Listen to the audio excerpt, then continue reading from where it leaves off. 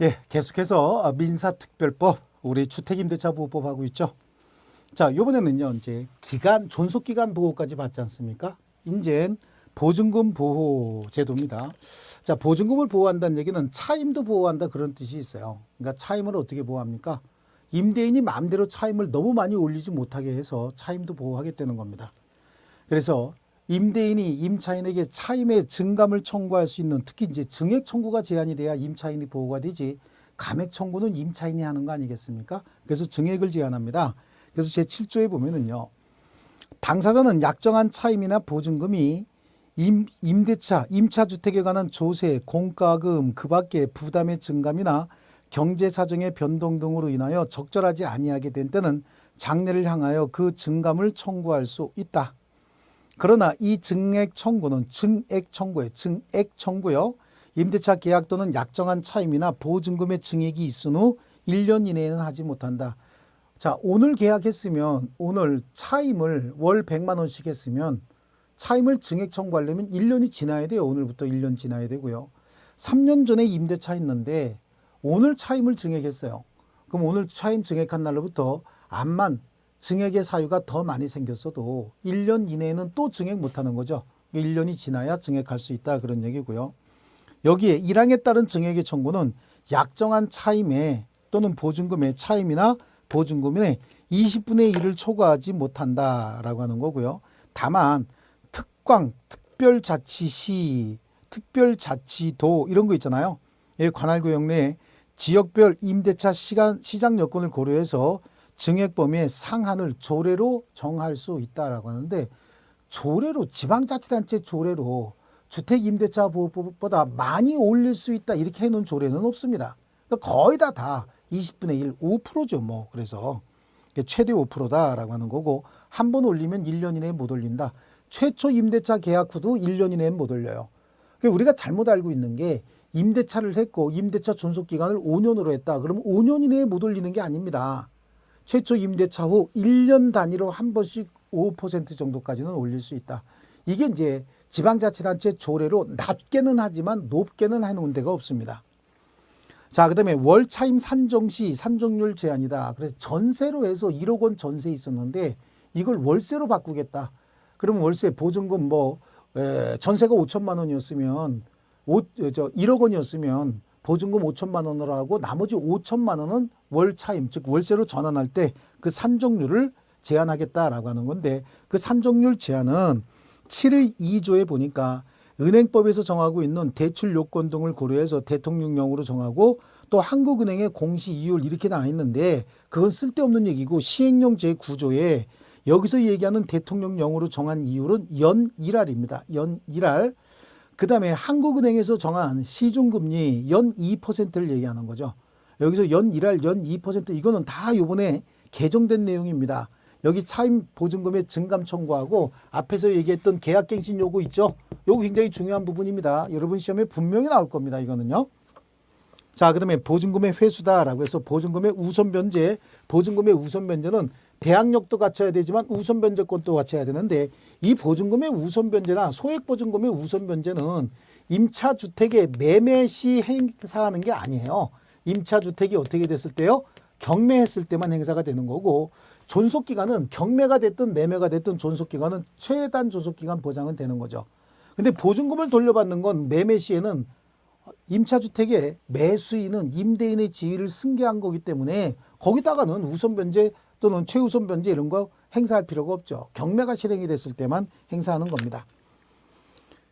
자, 그래서 월차인 산정 저 보증금의 우선 변제입니다. 임차인이 임차주택에 대해서 보증금 반환 청구 소송의 확정 판결이나 이에 준하는 집행권한에 따라서 경매를 실시하는 경우에 그 집행 개시 요건에 반대 의무 이행이나 이행 제공의 집행 개시 요건으로 하지 않는다라고 하는데, 이게 보증금을 못 돌려받으면 임차인이 임차주택을 경매도 실행할 수 있거든요.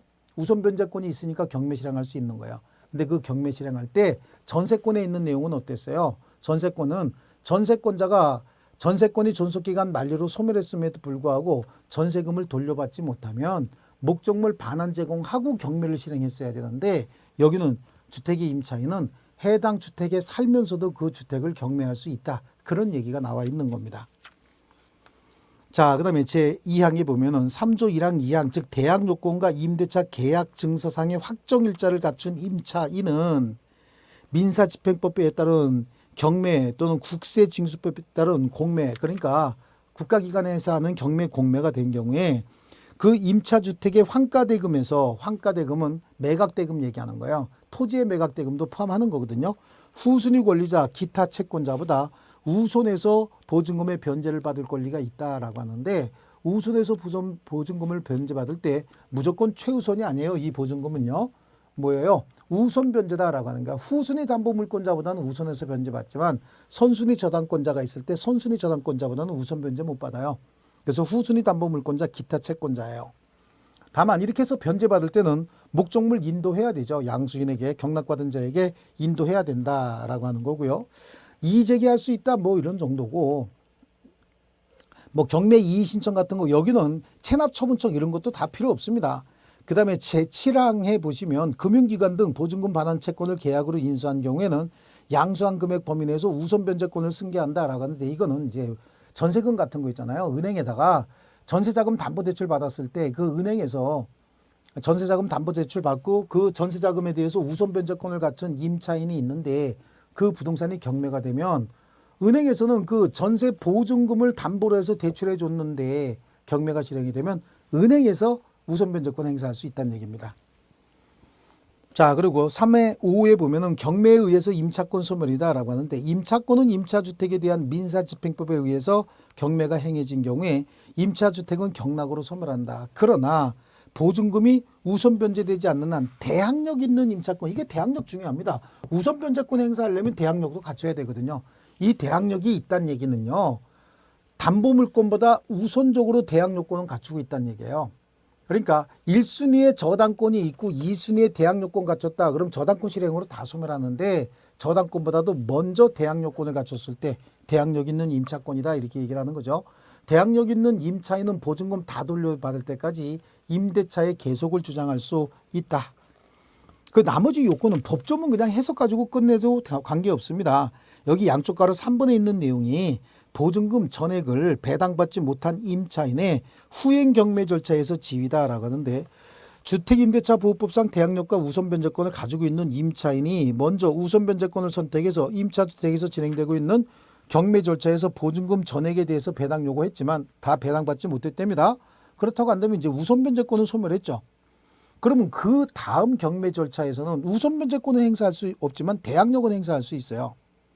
네, 그래서 거기에 실시된 경우에 보증금 전액을 받을 수 없었던 때는 보증금 경매 절차에서 배당받을 수 있었던 금액을 공제한 잔액에 대하여 경락인에게 뭐하를 할 수 있어요? 대항해서 받을 때까지 임대차 계속을 주장할 수 있다라고 하는 거죠.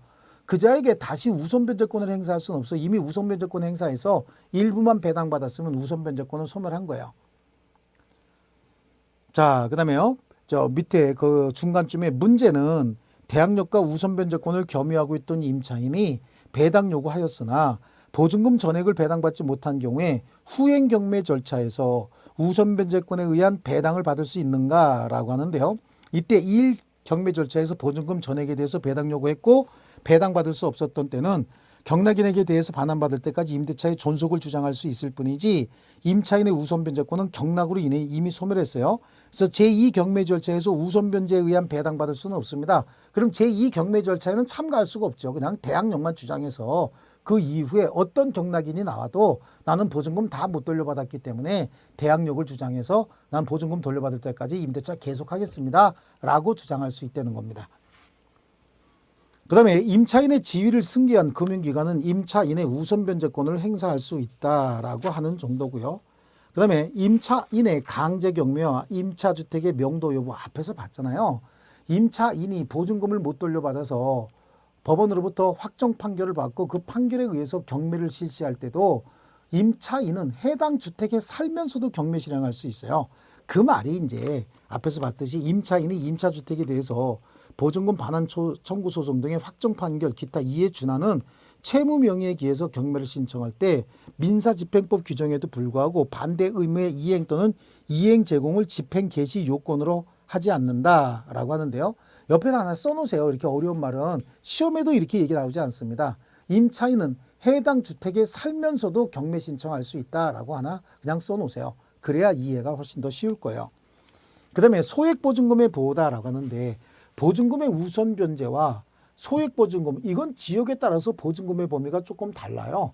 이 소액보증금은 뭐만 갖추고 있으면 되는 거죠? 대항력만 갖추고 있으면 최우선적으로 보호가 됩니다. 선순위 저당권이 경매를 실행하든 후순위 저당권이 경매를 실행하든 보증금 중 일정액 그걸 소액보증금이라고 우리가 학문상 그냥 강의상 이렇게 얘기를 하거든요.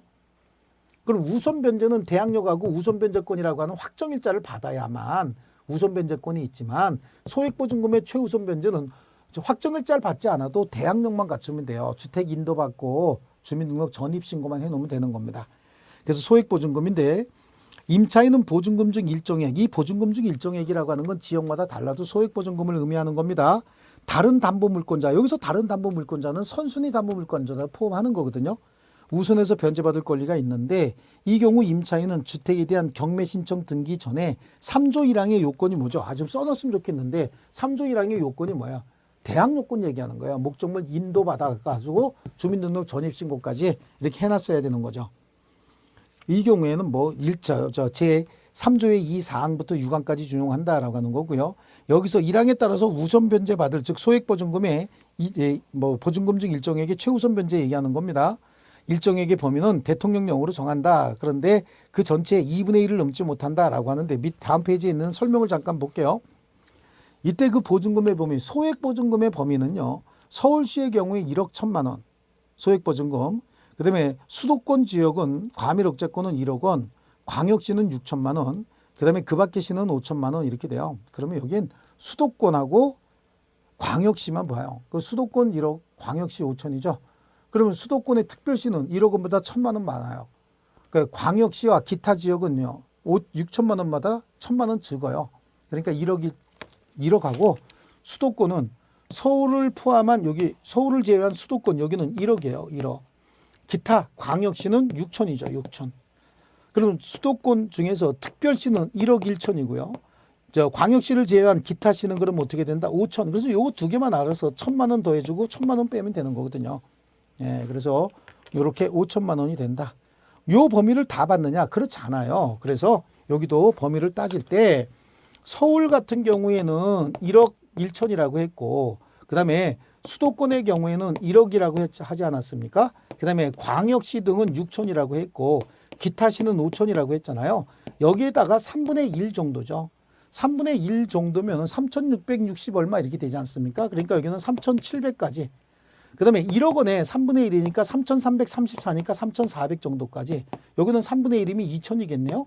그럼 여기는 1,700, 1,600 얼마 되니까 1,700 되겠죠. 이런 정도까지 우선적으로 변제, 최우선적으로 준다는 얘기예요. 이거는 대항 요건만 갖추고 있으면 선순위 저당권자가 경매를 실행하든 어쨌든 무조건 최우선적으로 빼주겠다라고 얘기를 하고 있는 겁니다. 그래서 지역별로 우선 변제 받을 수 있는 보증금의 범위, 소액보증금의 범위는 이런 것들이고 소액보증금이라고 해서 다 받을 수 있는 건 아니고 여기에 3분의 1에 해당하는 금액 정도. 네, 그래서 4452 해가지고 그냥 위로 올리는 겁니다. 자, 여기 나에 581페이지 나에 무슨 얘기가 나와 있냐면 임차인의 소액보증금이 주택가액의 2분의 1을 초과하는 경우에 그러니까 임차인이 여러 명이 있어요. 서울 같으면 임차인이 이렇게 최우선 변제받아야 되는 임차인이 5명이라는 거죠.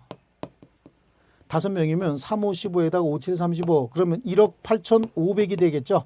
1억 8,500인데 혹시 주택의 매각대금이 그럴 리는 없지만 주택의 매각대금이 2억이었다는 겁니다. 2억. 3억이라고 할게요. 3억. 주택의 매각대금이 경매대금이 3억이에요. 그러면 3억 중에서 1억 8,500을 최우선적으로 빼주는 게 아니라 3억의 2분의 1 범위 그러니까 얼마죠? 1억 5천 범위 내에서만 나눠줘야 된다. 그럼 소액 임차인이 전체적으로 1억 8,500인데 3억의 2분의 1 정도에서만 배당을 받으니까 1억 5천만 원 범위 내에서 배당받아야 되니까 이것도 또 어떻게 하면 되죠? 4로 나누면 5명이라고 했으니까 5로 나누면 되겠네요. 그러면 5로 나눠서 3천만 원씩만 줘야 되겠네. 그러면. 그래서 단순하게 계산하게 되면 소액 임차인이 5명이고 서울이다. 그러면 3,700만 원 범위 내에서 최우선적으로 받아야 되니까 그럼 3, 5, 15에다가 5, 7에 35, 1억 8,500이 최우선 변제 대상 금액이에요. 합계액은. 그런데 주택의 매각 대금은 3억이다. 그럼 여기서 무조건 다 빼주는 게 아니라 매각 대금의 절반 범위만 최우선 배당금이 되는 거죠. 그럼 요것도 요 5명이 똑같이 나눠 갖는다. 혹시 보증금이 다 1억 1천일 때요. 만약에 이런 경우에 똑같이 나눠준다. 그럼 5천만 원씩 나눠주면 돼요. 이것도 혹시 어떤 사람은 보증금이 많고 보증금이 적다. 그럼 보증 금액에 비례해서 안분해서 계산해 주면 되는 겁니다. 나아가 그 내용이에요. 그래서 임차인의 소액 보증금이 주택가액의 2분의 1을 초과할 때는 주택가액의 2분의 1에 해당하는 금액에 관하여 최우선 변제권이 있다. 여기에 하나의 주택의 임차인이 2사람 이상이고 각 소액 보증금의 합산액이 주택가액의 2분의 1을 초과하는 경우엔 각 보증금의 합산액에 대하여 각 임차인의 소액 보증금 비율로 그 주택가액의 2분의 1에 해당하는 금액을 임차인의 소액 보증금으로 한다. 그러니까 조금 아까 얘기했듯이 그냥 똑같이 1억 1천만 원이었다라고 해서 3,700이면 그냥 3천씩 나눠주면 되는데 5명 중에서 어떤 사람은 1억 1천만 원이었고 어떤 사람은 7천만 원이었다. 그럼 1억 1천만 원이 조금 더 배당된다는 얘기죠. 보증금의 비율에 따라서. 그것까지 뭐 계산하는 문제는 나오지 않고요. 그 다음에 다에 보면 하나의 주택의 임차인이 2사람 이상이고 이들이 그 주택에서 가정 공동생활하는 경우엔 이들은 한 사람이 임차인으로 봐서 각 보증금을 합산한다. 자, 이 말은 또 뭐냐면 아까 5명의 임차인이 있다고 했지 않습니까? 이 5명의 임차인이 있는데 5명의 임차인이 이렇게 살고 있었던 거예요. 이렇게 해서 살고 있었다라고 하는 거죠. 그래서 여기 A, B, C, D, E 이렇게 임차인이 있었고 얘네들이 그냥 다 1억 원씩 임차권을 보증금을 1억 원씩 갖고 있던 사람이다. 그럼 1억 1천만 원 이하니까 3,700만 원 우선 변제받을 수 있는데 전부 1억 원씩인데 매각 대금은 3억밖에 안 나왔으면 3억 중에서 1억 5천 범위 내에서 나눠줘야 된다 그런 얘기잖아요. 그럼 이거 3천만 원씩밖에 못 받게 돼 있는 거예요. 1억 5천이니까 5명이 그리고 보증금액도 똑같으니까 그러면 3천만 원밖에 못 받는데 이게 무슨 일이냐. 얘네 둘이 서로 가정 공동생활을 했다는 거죠. 만나갖고 서로 방 투고 산다는 거야 같이. 그럼 가정 공동생활을 했으면 이건 하나의 주택을 하나의 임대차로 보는 거죠. 그럼 보증금 합산하면 얼마가 되는 겁니까? 2억이 되니까 얘네들은 최우선 변제 대상이 아니니까 빠지죠.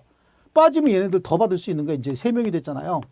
3명이 됐으니까 제대로 배당이 되면 3천만 원밖에 배당이 안 되지만 이런 경우엔 1억 5천 범위 내에서 3,700씩 받을 수도 있겠네요. 1억 5천만 원 범위 내에서 나눠주는 거니까. 그럼 얘네들은 배당 하나도 못 받고 얘네는 3,700만 원까지 받을 수 있는 거죠. 그럼 이거는 누가 밝히겠냐는 얘기죠. 얘네들이 가정 공동생활한다 그런 거는 얘네들이 밝혀요. 얘네들이 배당 못 받으면 자기네가 3,700씩 받지만 얘네들이 배당 받으면 3천만 원씩밖에 못 받지 않습니까? 그래서 얘네들이 다 밝히게 돼 있습니다. 자, 여기 이제 소액보증금의 최우선 변제 제도다라고 하는 거고요. 다음 페이지 보면은 임차권 등기 명령 제도가 있어요. 이 임차권 등기 명령 제도는요. 임대차가 끝났음에도 불구하고 임대인이 보증금을 안 돌려주고 있을 때 이때 임차인은 빨리 이사 가야 될 상황이 생겼는데 그 상태에서 주민등록을 옮겨가거나 아니면 점유를 포기하게 되면 우선 변제권이고 뭐 최우선 대항력이고 다 소멸해 버립니다. 이때는 임차인이 이사 가기 위해서는 관할 지방법원에다가 임차권 등기 명령에 의한 임차권 등기를 신청을 해서 임차권 등기가 돼 버리면 그 다음부터는 그 이사를 가더라도 기존의 대항력 우선 변제권 다 유지할 수 있는 겁니다. 임차권 등기 명령 제도인데요. 임대차가 끝난 후 보증금이 반환되지 아니한 경우에 임차인은 임차주택의 소재지를 관할하는 지방법원 등에 임차권 등기 명령을 신청할 수 있고 뭐 기각하게 되면 이제 항고할 수 있다. 이건 필요 없는 얘기고요. 임차인은 임차권 등기 명령 집행에 따른 임차권 등기를 맞추게 되면 대항력 우선 변제권 그대로 유지한다. 그런 얘기고요. 6항에 보니까 임차권 등기 명령 집행에 따른 임차권 등기가 끝난 주택을 이후에 임차한 임차인은 8조에 따른 우선 변제권을 받을 권리가 없다. 자, 이 얘기는 뭐냐면 임차권 등기 명령을 신청을 하고 여기서 A가 임차권 등기 명령을 신청하고 이사를 갔다. 그러니까 방이 비워요. 비워졌다. 그래도 최우선 변제권 그다음에 우선 변제권 그대로 유지한다 그랬잖아요. 근데 이게 또 방이 비었다고 해서 임대인이 임대 줬더니 갑이라고 하는 자가 여기 들어왔다는 거죠. 갑이라고 하는 자의 보증금은 1억이다 라고 하더라도 나중에 경매 절차에서 최우선 변제 못 받습니다. 얘는요. 네. 그러니까 한번 임차권 등기에 의한 임차권 등기 명령에 의한 임차권 등기가 되면 이거는 전 세계에다가 이 임대인은 보증금 안 돌려주는 자다라고 공시가 되는 거예요. 그래서 임차권 등기 명령이 되면 굉장히 골치 아프게 되는 거죠. 자, 그 다음에 나머지는 대법원 규칙으로 정한다. 이런 건 늘 필요가 없는데 집어넣은 거죠. 그 다음에 이러한 임차권 등기 명령에 소요됐던 비용은 임대인이 부담하도록 되어 있습니다. 이거는요. 자, 좋습니다. 그래서 또 똑같은 내용, 요건이 임차권 등기 명령 신청 요건, 신청자는 누구냐? 임대차가 끝났지만 보증금 반환받지 못한 임차인이 하는 거고, 관할법원은 임차주택 소재지의 관할법원이 되는 거죠.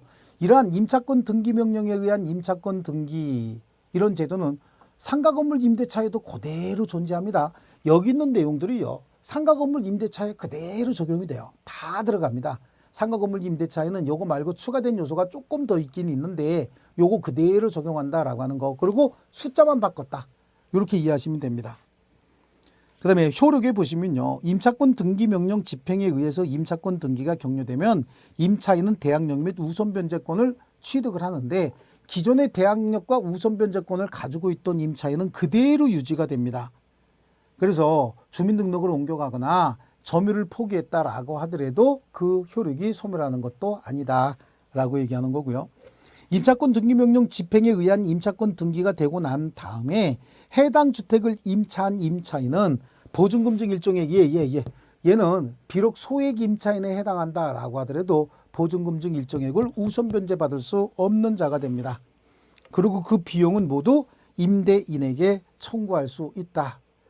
그 나중에 이제 임대인이 아이고 내가 보증금 돌려줄 테니까 임차권 등기 명령 좀 지워달라고 하더라도, 이때 임차인은 임차권 등기 명령을 말소할 때는 보증금 먼저 돌려받고 임차권 등기에 소요됐던 비용 싹 다 돌려받고 최종적으로 해주는 것이지, 보증금 반환과 목적물 반환이 동시이행 관계라고 하더라도 임차권 등기 명령에 의한 임차권 등기는 보증금 다 돌려받고 목적물 다 돌려주고 난 다음에도 임차권 등기에 소요됐던 비용 싹 다 받고 최후에 해주면 되는 것이지, 보증금 반환과 동시행 관계도 아닙니다. 최후에 해주면 되는 거죠. 그 다음에 주택의 임차권 승계인데, 주택의 임차권은 재산권이기 때문에 승계가 가능합니다. 그래서 임차권을 승계하는 자는 누구냐라고 하는데, 임차권 승계하는 자는 상속인이 있으면 당연히 상속인이 승계하겠죠. 그래서 임차인이 상속인이 있으면 상속인이 승계하겠지만 상속인 없이 사망했을 때 그때 어떻게 될 것이냐라고 하는데, 그때 혼자 살고 있었으면 그냥 소멸하고 마는 거겠지만, 혹시 가정 공동생활을 하던 사실혼 관계에 있는 자, 사실혼의 배우자가 있을 땐 그 자가 승계하는 거예요. 근데 혹시 상속인이 있다, 사실혼의 배우자도 있고 상속인이 있다, 그러면 사실혼의 배우자와 상속인이 둘이 같이 절반씩 승계하는 것이고요. 혹시라도 상속인이 해당 주택에 같이 거주하고 있었다, 그럼 상속인이 승계하는 겁니다. 그래서 이렇게 한번 나눠보면 되는데요. 임차인이 갑이에요. 갑이고, 갑에 상속인이 여기에 같이 살고 있었고 사실혼의 배우자가 을이 있었다는 겁니다. 이런 경우에 이분이 사망하셨답니다. 그럼 이 두 사람 중에서 이 사람이 임차권을 승계하는 거야. 상속인도 주거생활 보호해야 될 거 아닙니까? 근데 그 반대로는 혹시 임차인 갑이 있고 사실혼의 배우자 을이 있었고 상속인이 외부에 살았다는 거죠. 그리고 이분이 돌아가셨으면 여기는 각각 2분의 1씩 임차권을 승계하는 겁니다. 근데 상속인도 없이 임차인하고 사실혼의 배우자가 살다가 임차인이 사망을 했다. 그러면 여기서 단독으로 임차권을 승계하는 거죠.